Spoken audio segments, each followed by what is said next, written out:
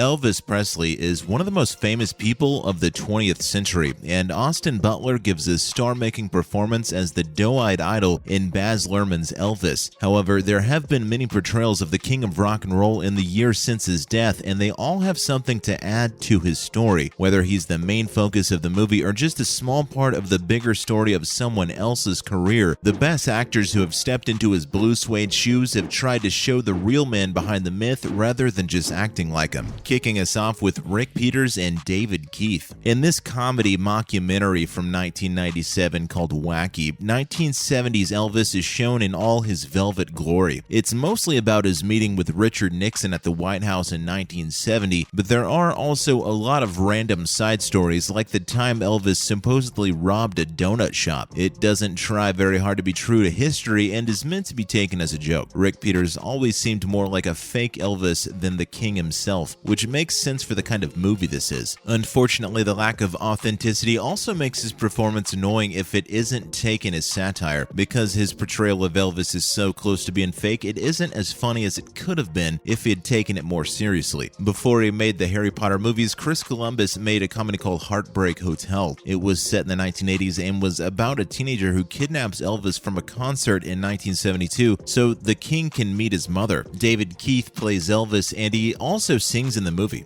Even if you ignore the plot, which is based on the idea that Elvis will fall in love with a stranger's mother because it takes him back to his roots, Keith isn't a bad Elvis and at least tries to make Elvis feel real with his own emotions and feelings. Next, Don Johnson and Tyler Hilton. Before he became famous for his role in Miami Vice, Don Johnson wore Elvis's jumpsuit for the movie Elvis and the Beauty Queen, which was about his relationship with beauty queen Linda Thompson. Even though the movie isn't perfect, it shows a relationship that was often overshadowed by his marriage to Priscilla. Johnson's star power doesn't always hit the right notes, especially when he's wearing big wigs, big collars, and gold jewelry that make him look like a Vegas-era impersonator, but his swagger is right for that time in Elvis's life. Even with all his charm, he doesn't sound anything like Elvis when he talks. Walk the Line is mostly about Johnny Cash, and Joaquin Phoenix, who plays the Man in Black, does one of the best impressions of a real musician by mimicking all of his moves and singing himself. But you can't talk about Cash without at least mentioning Elvis, who was popular at the same time as Johnny Cash. In this movie, singer Tyler Hilton plays Elvis. Hilton doesn't have a lot of screen time, but Cash watches him record in Sun Studios and perform That's Alright Mama live. He does an okay job of playing the king of rock and roll at the beginning of his career when he helped Cash get started. He even sings himself. He doesn't try to sound like Elvis, but instead focuses on capturing his energy to show how different his style is from Cash. Next up, Val Kilmer and Michael Shannon. Elvis is only in True Romance for a short time, but his spirit is all over the movie. From Clarence Worley's love of comic books and his gold-rimmed glasses to his live fast, die young attitude while he and beautiful Alabama are on the run. There are plenty of cameos in this 90s classic, but none are as interesting as Val Kilmer's Elvis Presley, who guides young Clarence through life like a guardian angel. Even though we don't see much of Kilmer's face, he does a great job of imitating Elvis's accent, cadence, and singing voice. He did the same thing when he played Jim Morrison. Everyone knows Elvis Presley met Richard Nixon because of the famous photo in the National Archives. However, no one knows what happened inside the White House from 12:05 to 1:05 p.m. on December 21st, 1970. The goal of Elvis and Nixon is to recreate that hour, which led to Elvis getting an honorary drug agent badge. It takes a lot of creative license with its premise, but that lets it have fun with it because Elvis was a very interesting person at the time. In one of his most underrated roles, Michael Shannon plays the king during his karate chopping time, and he doesn't feel like it's a caricature. Shannon told Billboard he talked to Jerry Schilling, a childhood friend of Elvis's, about how he wanted to focus on the king's psychology and not just copy his mannerisms. He felt that all he wanted was to be taken seriously. His seriousness about the subject gives the king a sense of dignity that makes the movie even more fun to watch. Moving on, Bruce Campbell and Michael St. Gerard. In Bubba Hotep, Bruce Campbell plays the king, an entertainer who faked his own death and is now living in a retirement home. He is aimless and bored, but he gets his mojo back when he teams up with JFK to fight an old curse that is threatening their town. For a movie that plays on the conspiracy theorist side of the Elvis mythos and has a plot straight from the National Enquirer, it has a lot of heart. Campbell, who is known for his funny cameos and broad sense of humor, plays an older Elvis with a lot of care. Maybe it's because Michael St. Gerard has played Elvis in movies like Great Balls of Fire and Hearts of Dixie more than once, but his performance in the ABC made-for-TV movie Elvis is full of conviction and personality. With his heavy brow and smoldering eyes, he looks just like the king. During the Sunrise Records era, he looks like a rising star, and after 1990, it would be a while before another performer could do Elvis's early years with as much authenticity. Up next, Jonathan Rhys-Meyers and Jack White. Elvis, a two-part miniseries, starred Irish actor Jonathan Rhys-Meyers as the King. It told the story of Elvis's early days recording with Sun Records, meeting Colonel Tom Parker, and becoming a chart-topping star. Rhys-Meyers does a great job of putting on Elvis's Mississippi accent and capturing his energizing spirit. When it comes to movies about Elvis, this one takes its time to show Elvis as a real person with shy dreams and a love for the blues. Some viewers will be taken out of the experience by things like the fact that Myers is much shorter than Elvis and that his lip syncing is off. However, there's no denying how much heart he puts into the performance. Larry King now says that Myers even slept by Elvis's grave to get into the right frame of mind to channel him. John C. Reilly's Walk Hard, the Dewey Cox story is a very different kind of movie. It's about a made-up musician named Dewey Cox who meets real rock stars on his way to fame. It makes fun of musical biopics, so the way real singer Jack White of the White Stripes plays Elvis is very funny. Judd Apatow's movie is a comedy, so the musicians are shown in a satirical way. For example, Jack White's version of Elvis in the 1950s is a bit of a screwball. This recreation doesn't try to be real, but it's funny to see Elvis act like a cocky jerk when people say he was very kind to other musicians in real life. Finally, Kurt Russell and Austin Butler. There are a lot of actors today who could play the King, but for some Elvis fans, Kurt Russell will always be the best choice. It Happened at the World Fair was Russell's first movie, and Elvis, who was 27 at the time, was in it. Russell wore the King's glittery jumpsuit himself when he was 27, and the King had only died 2 years before, so Russell's emotions were still raw, which helped him give a strong performance. Elvis doesn't try to hide the shady business side of the King's fame, and it shows the people around him are codependents who are happy for Elvis to be a victim of his success as long as they get a taste of it. Russell would go on to be a hero in many John Carpenter movies. Back then, though, Carpenter wasn't known for his sci-fi, so he was able to make a moving drama with an actor who mimicked Elvis's charisma. Baz Luhrmann's Elvis explains how Elvis became a pop culture phenomenon, and Austin Butler's portrayal of the King as he grows from a young man obsessed with black music to a full-fledged musical icon is like watching a star being born. In a thoughtful, introspective, and naturalistic way, he tries to explain Elvis beyond his symbols. Butler sounds just like Elvis, right down to the smallest changes in his voice. He also sings all of his own songs. The movie focuses a lot on his relationship with his manager, Colonel Tom Parker, and the time he spent in Las Vegas. However, it is careful to show where Elvis came from and how they made him the sensitive artist he was. Butler does everything he can to make fans feel like they're seeing the real Elvis underneath the gold tuxedo, and he succeeds. Well, that's it for today, guys. Hope you enjoyed the videos. Until next time, cheers.